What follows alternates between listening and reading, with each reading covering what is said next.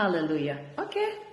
Shalom. Bonjour, bonsoir. Ça dépendra à l'heure à laquelle vous allez suivre ou bien tomber sur cette vidéo. Je vous bénis, ministre Régine Ngannou, ici pour vous. Alors, aujourd'hui, c'est un topic très spécial. Très spécial. Parce que nous allons répondre aux questions par rapport à notre évolution, par rapport à tout ce que nous sommes en train d'apprendre ensemble.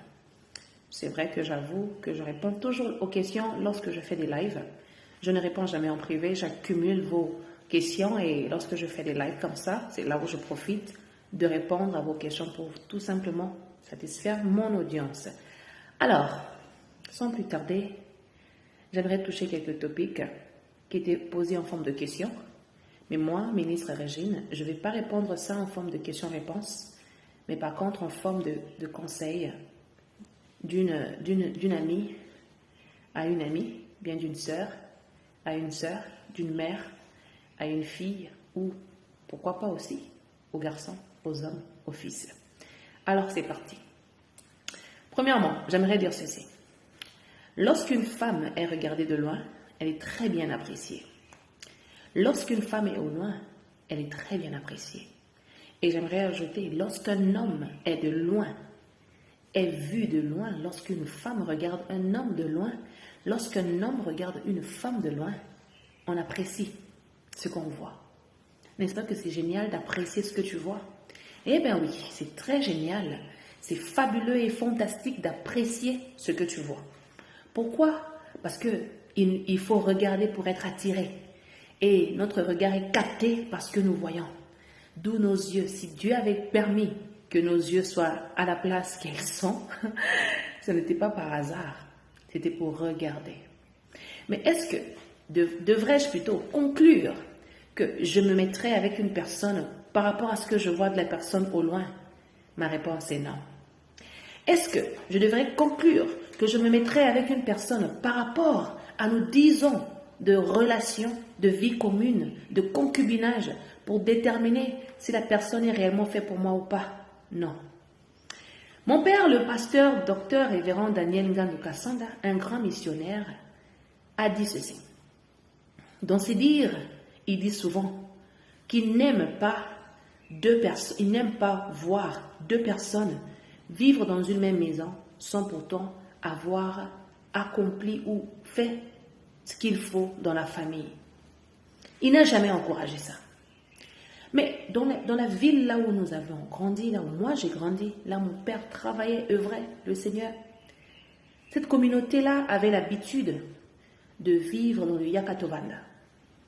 Yakatovanda qui revient à dire que je prends la femme, je l'amène chez moi, on commence la vie en concubinage, le temps pour moi de connaître qui elle est, combien sont ses habitudes. En attendant, la femme prépare pour toi, et pour certains, couchent ensemble. Pour certains même, ils y vont encore un peu plus loin, enfantent même des enfants. Et c'est après où tu te rends compte que la femme avec qui tu te mets n'est plus celle que tu voulais, n'est pas, ne convient pas, elle ne correspond pas à la vision ou à la volonté de Dieu pour toi. J'appelle ces hommes des immatures. Parce que très souvent, les femmes, et moi je vais les considérer comme des naïves, qui se laissent emporter par des hommes qui sont bien conscients de ce qu'ils font. Car l'homme a la capacité de reconnaître la femme qui va mettre dans son foyer, la femme qui va appeler Madame Intel. Par contre, la femme, combien même elle peut soupirer que cet homme l'épouse, combien même elle peut préparer pour l'homme, exhiber son corps à des normes extraordinaires qui ne sont même pas requises à la société, elle se retrouvera mise à la rue, à la porte, parce qu'on finira toujours par trouver un petit défaut pour trouver son incompétence. Et si je dois associer tout ça à la spiritualité, je vais dire ceci. La seule raison que nous, hommes de Dieu, bien mon pasteur, mon père spirituel, le pasteur Daniel Ngannou Kasonda, a encouragé les mariages avant de se mettre ensemble, c'est uniquement pour éviter tout ceci. Pour que l'homme apprenne à supporter, à subir les conséquences de ses propres choix. Quand tu choisis une femme, c'est pour la vie. Quand tu as fait une erreur, c'est pour la vie. Lorsque tu sais que tu n'es pas prêt à te marier, ne viens même pas fiancer l'enfant d'autrui. Ne viens même pas fiancer l'enfant d'autrui. Apprenez à vous connaître dans le quartier, à l'église, apprends à étudier l'enfant d'autrui. Si ça va te prendre 10 ans, fais-le, mais ne dis pas à l'enfant d'autrui que non, je veux t'épouser, je veux te... Non, garde ça dans ton cœur, mon frère. Garde ça dans ton cœur. Ne viens pas dire à l'enfant d'autrui des choses tant que tu sais que tu n'es pas prêt. C'est une grave erreur. Bien-aimé, j'aimerais ouvrir à un frère, le motiver, disons, à étendre ses limites. On ne promet pas à une femme le mariage quand tu ne t'es pas encore découvert toi-même. Quand tu n'as pas encore fait la paix avec ton passé. Parce que l'homme est celui qui dirige. Lorsque cette femme va rentrer dans ta vie, elle rentre avec un bagage. Pour certains, ils entrent avec les enfants. Pour certains, elle va rentrer avec des traumas, des relations précédentes. Pour certaines, elle va rentrer avec des choses bizarres. Et comme tu es son chef, tu es appelé à venir aimer. C'est à l'homme d'aimer. Quand l'homme aime, il comble les blessures, il couvre les blessures, les plaies, il guérit l'âme de la femme. Voilà ma question pour toi, jeune homme. Lorsque tu regardes une femme de loin, jeune fille, lorsque tu regardes un homme de loin, est-ce que cela définit effectivement que cet homme-là est bon pour toi ou pas?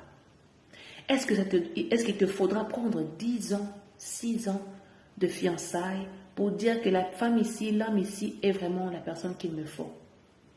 Nous devons juste apprendre à être vrais, que ce soit du côté homme, que ce soit du côté femme.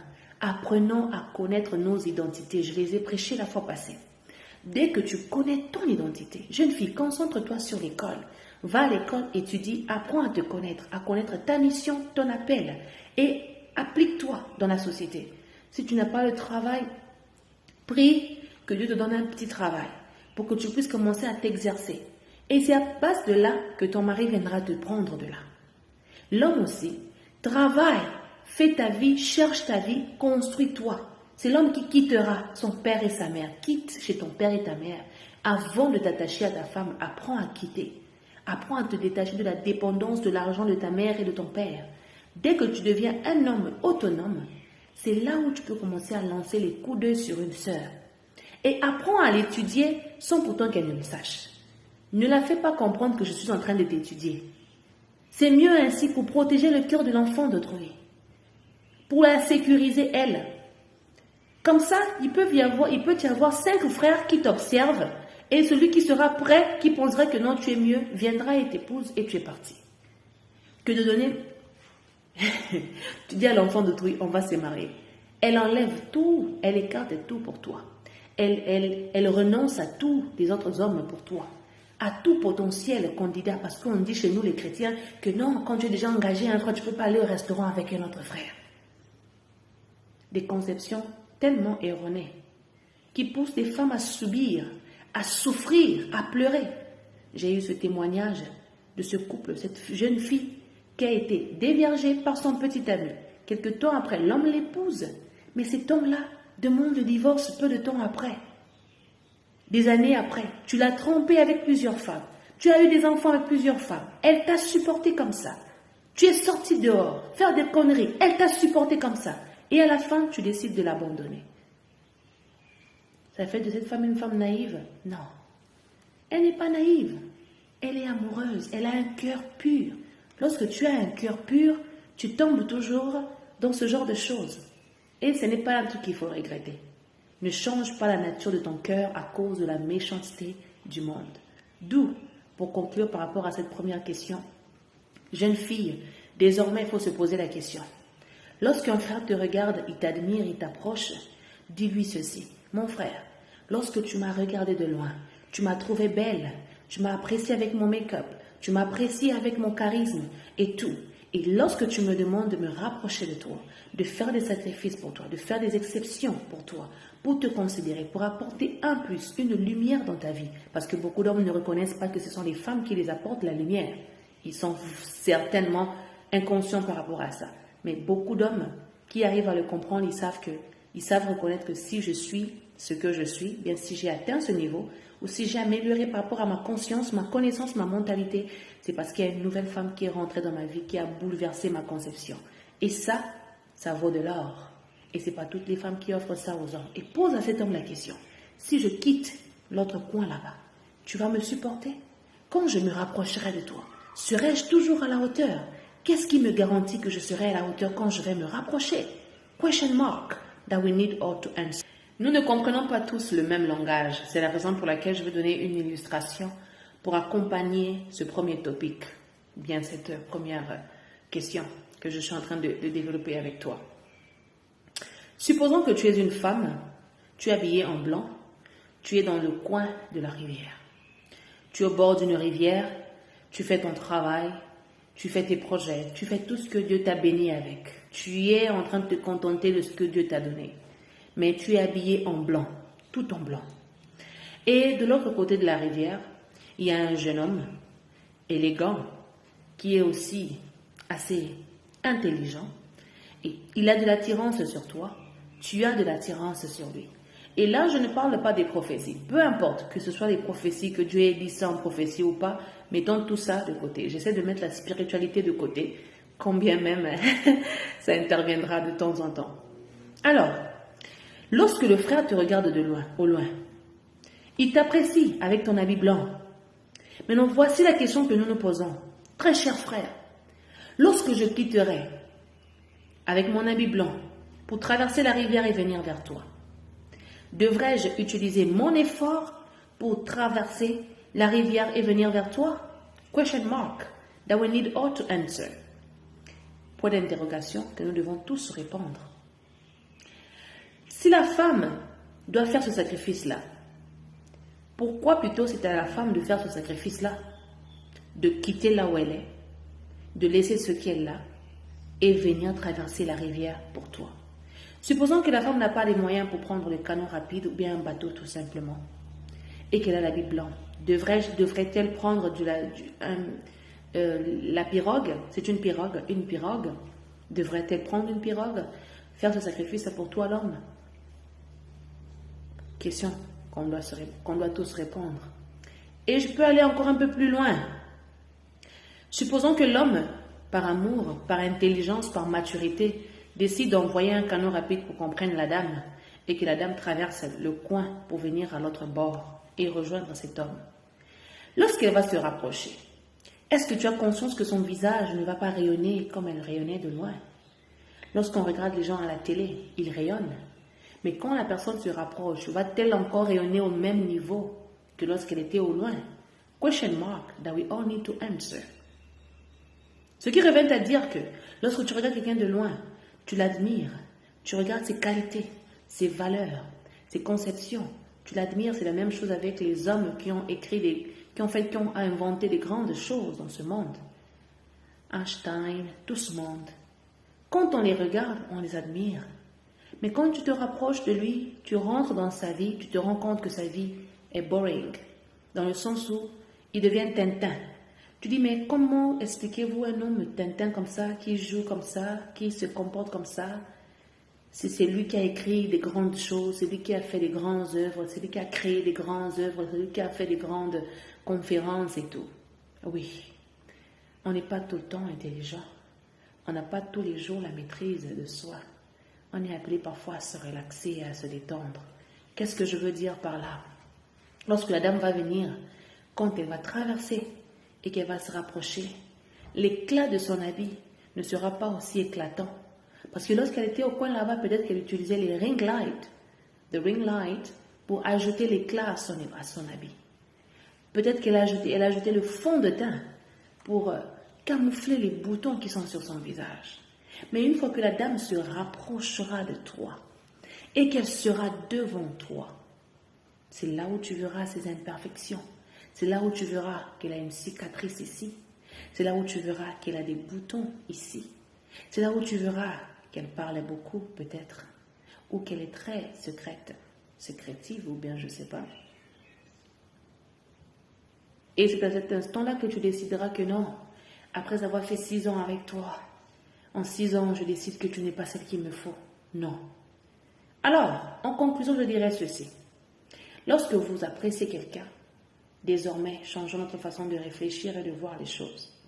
Quand tu apprécies quelqu'un et que la personne t'approche, il faut poser 2 conditions. La première, nous devons passer 1 mois en prière ensemble. Si la personne échoue et que vous ne passez pas la prière pendant 1 mois ensemble, la personne n'est pas une personne qui te portera spirituellement, ni la femme, ni l'homme. Parce que c'est dans les deux sens. L'homme porte l'homme, la femme porte son mari spirituellement. On s'entretient, on s'entraide, on se complète. Deuxièmement, lorsque l'homme ne te garantit pas d'un avenir sûr et certain, n'abandonne pas ce que tu faisais pour traverser pour cet homme. Reste là où tu étais. C'est plus préférable. Parce que souvent, lorsqu'on saute dans le néant et qu'on arrive sur place, on découvre des imperfections, on découvre que l'autre avait caché des fardeaux très lourds que nous ne sommes pas prêts à porter. Souvent, ceux qui repoussent les femmes sont ceux qui ont des secrets très lourds, qui ne sont pas prêts à les partager avec personne. Et c'est eux qui disent qu'il n'y a personne qui reste dans ma vie aussi longtemps. C'est toi qui, en réalité, te bats à repousser tout le monde car tu n'es pas encore prêt à ouvrir ton cœur à ce que quelqu'un d'autre connaisse ce que tu caches au plus profond de toi. D'où, à partir de maintenant, jeune homme, jeune femme, le choix du conjoint ne se base en rien dans ce que nous voyons. Ça ne se base en rien dans le nombre d'années de fiançailles que vous pouvez faire. Je te donnerai un témoignage. J'ai eu une sœur qui arrive dans un pays nouvellement. Elle dit, Seigneur, je pars à l'église. Si je rencontre l'homme aujourd'hui et que mon cœur fait doun doun doun doun, c'est que ça sera lui. Elle arrive à l'église, le cœur a fait doun doun doun devant un frère. Et quelques minutes après, Dieu lui dit, c'est pas ton mari. Et elle-même, elle regarde encore l'homme 30 minutes après, elle se rend compte que c'est pas mon mari. Elle passe à autre chose. 8 mois après, parce qu'elle n'avait personne dans sa vie, il n'y avait aucun frère qui osait la courtoyer. Le frère la rôdait toujours, faisait des cadeaux, achetait des unités. L'homme peut t'acheter des unités, tu peux m'acheter une maison, tu peux m'envoyer à Dubaï. Mais tant que tu n'as pas épousé cette femme, tant que tu ne l'as pas honorée, que tu ne l'as pas respectée, ça ne représente absolument rien du tout. Alors la femme, après 8 mois, elle se décide, ah non, je vais lui donner une chance. Parce que, après tout, on a traîné. Elle donna la chance au monsieur. Sans avoir prié, sans avoir cherché la volonté de Dieu. Elle est rentrée dans une deuxième prison de Joseph pendant plus ou moins 8 ans. Alors, à toi qui as encore la chance de te rattraper, comprends ceci. Ça n'a rien à voir le nombre d'années que tu passes avec une personne. Quelqu'un peut cacher son jeu pendant 10 ans, pendant 20 ans. Parce que c'est le diable qui manipule l'énergie négative et qui pousse l'homme à devenir méchant, colérique et te taper, te faire du mal, te priver de la nourriture, te torturer, te repousser, disons. Mais, quand tu rencontres quelqu'un et que tu soumets ta requête à Dieu, tu soumets ta volonté à celui de Dieu et tu demandes l'accord de Dieu, s'il te dit, la première réponse qu'il te dira ne te trompera jamais. Ainsi, nous allons passer maintenant à la deuxième étape de notre topic.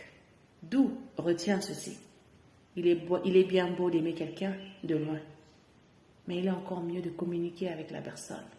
Car dans l'amour, sans la communication, sans la compréhension, les sacrifices, sans le respect mutuel, la transparence, le mariage, bien la relation ne fonctionnera pas. Dès le début, connais ton identité. Comme ça, quand tu rencontres ton conjoint, après avoir fait les temps de prière, quand Dieu te confirme que la personne est bonne pour toi, tu lui dis clairement, moi j'aime ça, ça, ça. Il faut être authentique. Je déteste ça, ça, ça.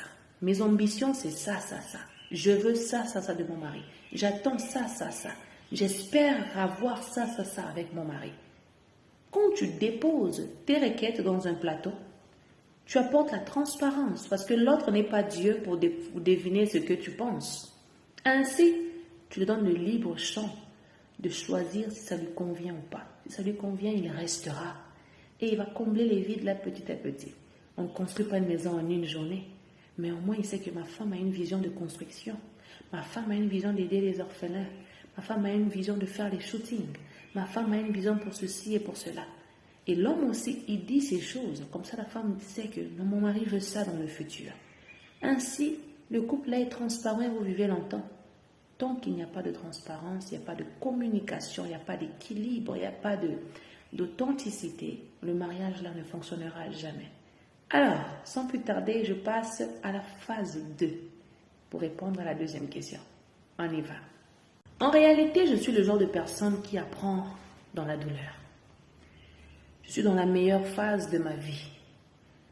Je suis l'une des personnes rares que lorsque Dieu veut m'enseigner quelque chose, il me fait passer par ça pour que je ressente ça et que moi-même je tire une leçon naturellement de la chose, sans pourtant que je n'ai lu ça dans un livre ou bien que quelqu'un d'autre me l'ait expliqué.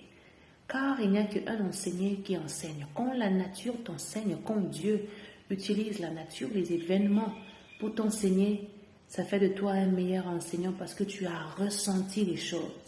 Ainsi, si quelqu'un se présente devant toi avec la même situation 10 ans après, tu comprendras exactement la douleur que la personne a eu à ressentir par rapport à cette chose et tu donneras une réponse concrète qui va aider la personne à avancer. Alors, voici ce que Dieu me dit. Régine, ma fille, croire, ce n'est pas difficile. D'ailleurs, croire, c'est très facile. Et très souvent, pour ne pas dire la plupart du temps, nous croyons rapidement. Surtout si j'ai vu le miracle venant de l'autre. Quand l'autre témoigne, fait son interview là où il vous raconte ce que Dieu avait fait pour lui, ça sort tellement facile. Et là, la foi est activée automatiquement. On se dit, si Dieu l'a fait pour un tel, c'est qu'il peut le faire aussi pour moi. Et là, on y croit facilement. Mais le problème intervient lorsqu'il s'agit de maintenir la constance évolutionnelle de la foi. Tu peux avoir reçu une prophétie. Si tu sors d'ici, tu vas rencontrer l'homme de ta vie. Cette foi-là, elle est une foi active, elle est une foi radicale, authentique, à l'instant, tic au tac. Quand tu sors, tu marches quelque part, tu rencontres l'homme de ta vie et point final. C'est un peu dans le cas de Bartimée. Jésus dit, qu'est-ce que tu veux? Il dit, je veux voir. Ça s'est arrêté là. C'est un peu comme avec l'homme à la piscine de Bethesda. Tu veux quoi? Personne n'est là pour me jeter dans l'eau. Dieu a dit, lève-toi, prends ton lit et marche. Ça, c'est une foi. Il a manifesté une foi à l'instant et Dieu agit en fonction de la foi là à l'instant. La femme à la perte de sang qui venait, elle toucha juste l'habit de Jésus, elle reçut son miracle à l'instant. Mais il y a aussi des fois qui prennent le temps. Oh oui. Oh oui. C'est un peu dans le cas de David. David posa beaucoup de questions à Dieu. Seigneur, Seigneur, Seigneur. Il posa tout le temps des questions à Dieu. Tu es sûr que c'est moi? Est-ce que je dois fuir pour ça? Il a même fui. Il a quitté. Non, il était poursuivi par Saoul et tout. Parfois, la foi, elle est facile à recevoir, mais elle est difficile à maintenir, surtout quand la promesse est une promesse du futur, du genre à très long terme, qui est quelque chose de très loin. Je vais développer par rapport à ça dans un live. Nous décortiquerons ce topic-là. Mais retiens ceci. La plupart d'entre nous, en temps réel, nous sommes des gens qui vivons avec des foi à courte durée. Je fais partie des gens qui expérimentent l'accomplissement d'une promesse de plus ou moins 18 ans. 18 ans. Moi-même, j'avais abandonné. Moi-même, j'avais renoncé à ça. J'étais passée à autre chose. Mais comme c'est Dieu qui avait promis qu'il est derrière sa parole pour l'accomplir, il me force à y revenir. C'est la raison pour laquelle je m'étais vue dans le ventre du poisson, comme Jonas s'est vomi, pas à Ninive, mais quelque part. Ce que je veux dire par là, c'est quoi? Il y a deux formes de foi. La foi qui est radicale, qui se manifeste maintenant. Tu crois, si tu crois, tu vois la gloire de Dieu. C'est tic au tac. Mais il y a des fois, tu crois, tu verras la gloire de Dieu. Et le verra là, ça prend le temps que ça veut. Ça prend le temps. Maintenir la constance de la foi, c'est ça qui est le problème. Croire, c'est pas difficile. Je crois que je serai béni. Je crois que je serai riche. Je crois que je serai ceci. On le croit tous. Mais garder, conserver cette flamme de foi, soit tu es au niveau 5. Quand la foi est venue se déposer dans ton cœur, si c'était au niveau 5, tu es appelé à le maintenir au niveau 5 ou à aller au-delà. Que ta foi puisse continuer à grandir. Que je sais que ça va aller. Même si je marche dans la vallée de l'ombre de la mort, je sais que ça va aller. Par contre, le diable, son travail, c'est de venir enlever la foi qui était au niveau 5, le ramener au niveau 0. Et c'est là où je vais encourager quelqu'un. Si tu passes des moments là où tu es en train d'attendre quelque chose à cause de ta foi et que Dieu t'avait promis que ta foi est en œuvre, il faut croire que si la promesse là tarde, ça voudra dire que Dieu te met à l'épreuve pour que ta foi puisse augmenter.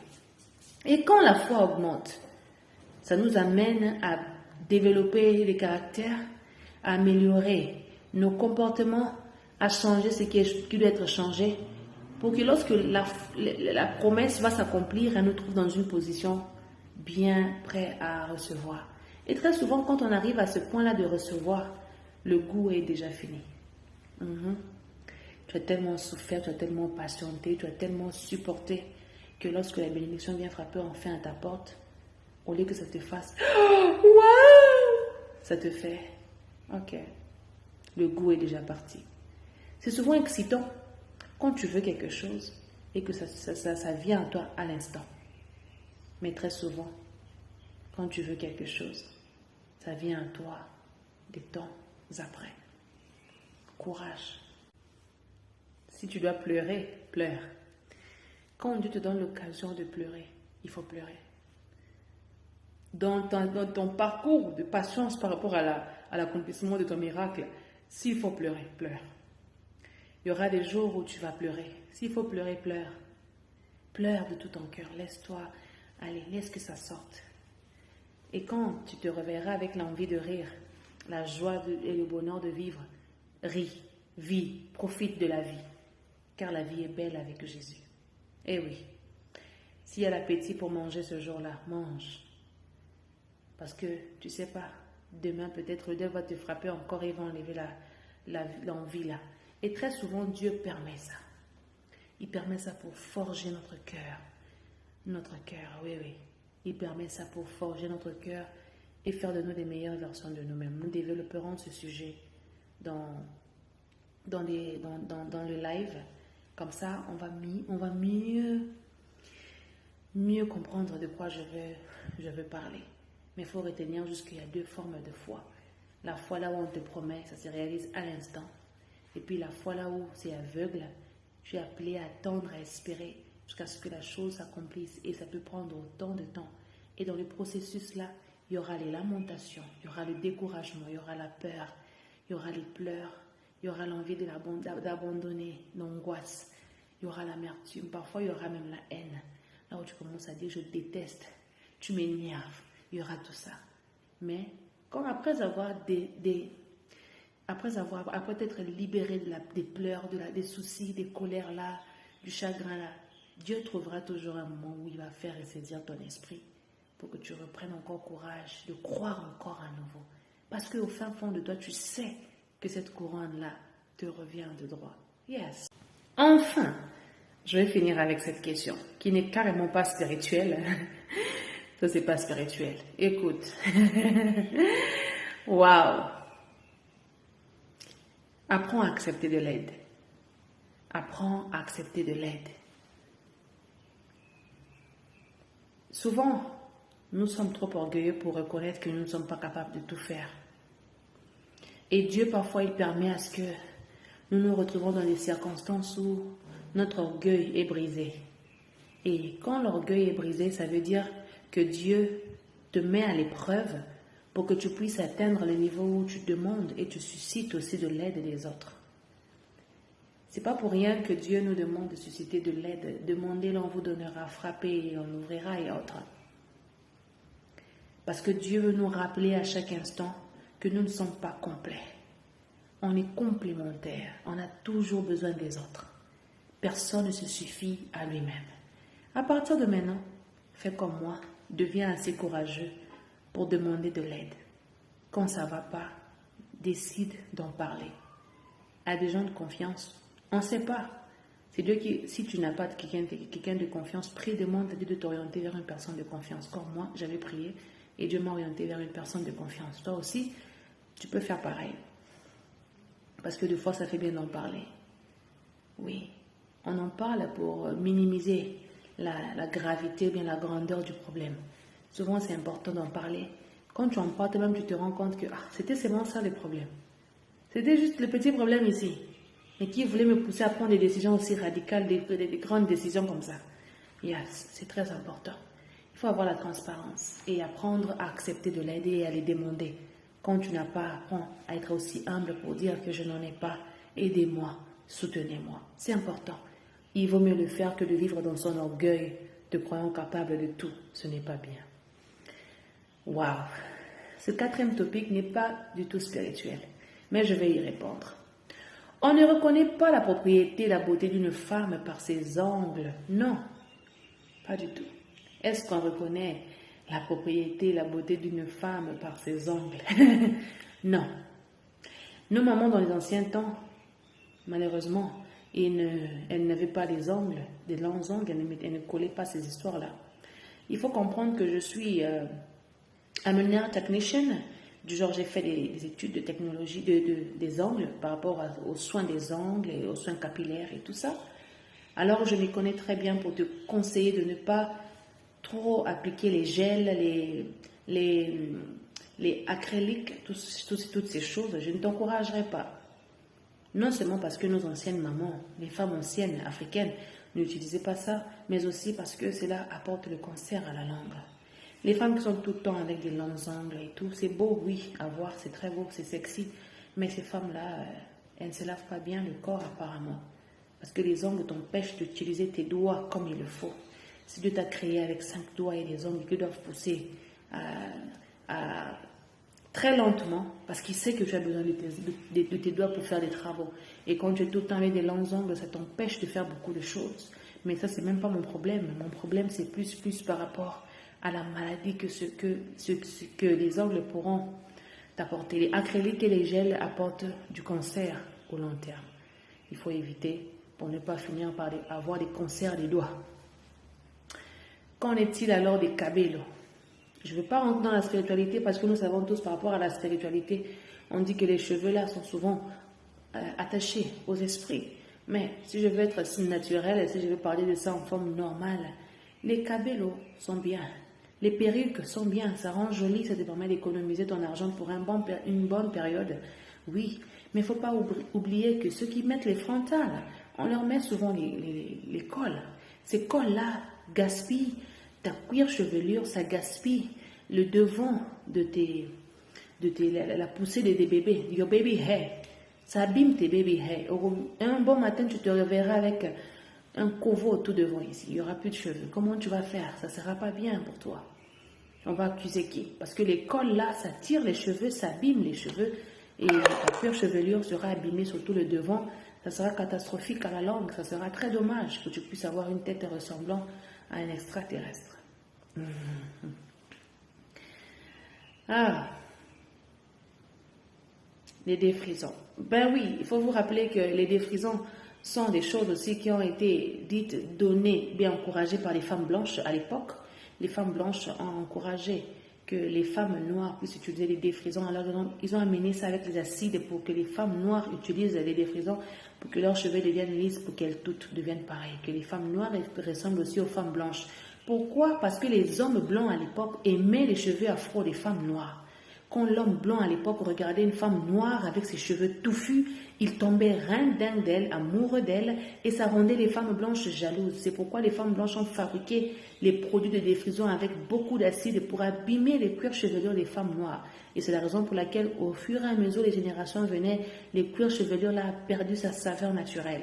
Et croyez-moi, à l'époque, vous dites que non, c'est très difficile et c'est très compliqué d'entretenir les cheveux naturellement.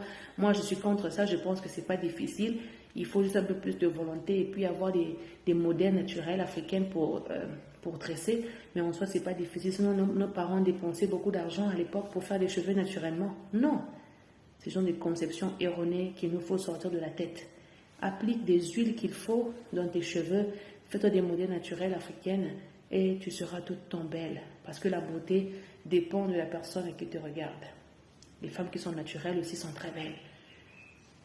Eh oui. Personnellement, je ne suis pas amoureuse des make-up, merci. Moi aussi, je ne suis pas amoureuse des make-up. Je mets les make-up que pour les occasions. En temps normal, la majorité de mon temps, je passe aussi mon temps à avoir ma peau naturelle. Pourquoi? Parce que tes pores ont besoin de respirer. Quand tu t'habitues trop au make-up, tu ne peux même pas aller au coin de la rue sans make-up. C'est très dangereux. Tu deviens qui? N'oublie pas ton identité, ta personnalité. Ne change pas celle que tu es parce que tu veux devenir une star 24 heures sur 24. C'est impossible. On finit tous par se fatiguer tôt ou tard. Les cils. Pour les cils, moi je suis désolée, tout ce que je peux te dire par là, c'est que les cils, l'apport des cils n'est pas mauvaise. Les cils rendent belle, ça rend waouh. Oui, mais je ne préfère pas mettre tout le temps les cils. Pourquoi? Parce que la colle là peut te créer des cancers des yeux à la langue. La même chose avec celui que j'ai parlé pour les cheveux et tout. Ça peut abîmer. Quand Dieu a créé nos cils naturels, il l'a créé pour un but. Et quand on ajoute, il y a de celles même qui dorment avec les cils. Elles se réveillent avec 24 heures sur 24. Elle a ses cils collés. Elle ne met pas ça en cas d'occasion. Elle met ça 24 heures sur 24. C'est risqué, c'est très dangereux. Ce sont des choses à revoir. Petit à petit, tu affectes tes yeux et un bon matin, tu te réveilleras à 50 ans aveugle. Et on va dire quoi? Prenez soin de vous. Il y a beaucoup de questions, mais on va continuer avec le live. On va faire un live posé là où on va parler de tout ça au nom puissant de Jésus. Et je vous donne rendez-vous à la prochaine. Bye bye.